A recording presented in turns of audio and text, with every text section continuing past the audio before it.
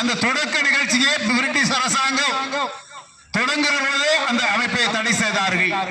யாருமே தொடங்கிட்டு சொந்த மாநிலங்களுக்கு சொந்த இடங்களுக்கு வர முடியவில்லை.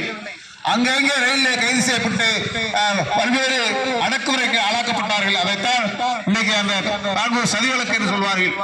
அந்த சதி வழக்கில் அந்த கைது செய்யப்பட்டவர்கள் பல பேர் தூக்கிலிடப்பட்டிருக்கிறார்கள். பல பேர் வெள்ளை ராணுவத்தால் வெள்ளை அதிகாரிகளால் கொலை செய்யப்பட்டிருக்கிறார்கள். ஒரு தியாக தலைமுறையை இந்திய கம்யூனிஸ்ட் தொடங்குற அன்னைக்கு தொடங்கிட்டு வெளியில உள்ள அப்படிப்பட்ட ஒரு இயக்கத்தை இந்தியாவில் இந்திய மக்களுடைய விடுதலைக்காக இதனுடைய முதல் கோஷம். அதற்கு முன்னாடி காங்கிரஸ் கட்சி இருந்தது, முஸ்லீம் லீக் இருந்தது. அவரெல்லாம் அந்த கோஷம் முன்வைக்கவில்லை. இந்தியாவில் பூரண விடுதலை வேண்டும் என்ற கோஷத்தோடு பிறந்தது இந்திய கம்யூனிஸ்ட் கட்சி.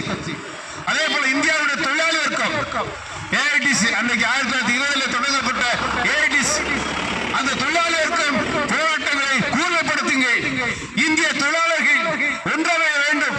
இன்னும் இந்தியாவில் இருக்கிற தொழிலாளருக்கும் இணையப்பட வேண்டும் என்று அன்னைக்கு அனைவரும் இந்த ஏஐடிசி, அன்னைக்கு காங்கிரஸ், முஸ்லீம், மற்ற அங்கிருந்த 3 கட்சி தான் இந்தியாவில் விடுதலைக்காக போராடிய கட்சி. இன்றைக்கு சொல்கிறார்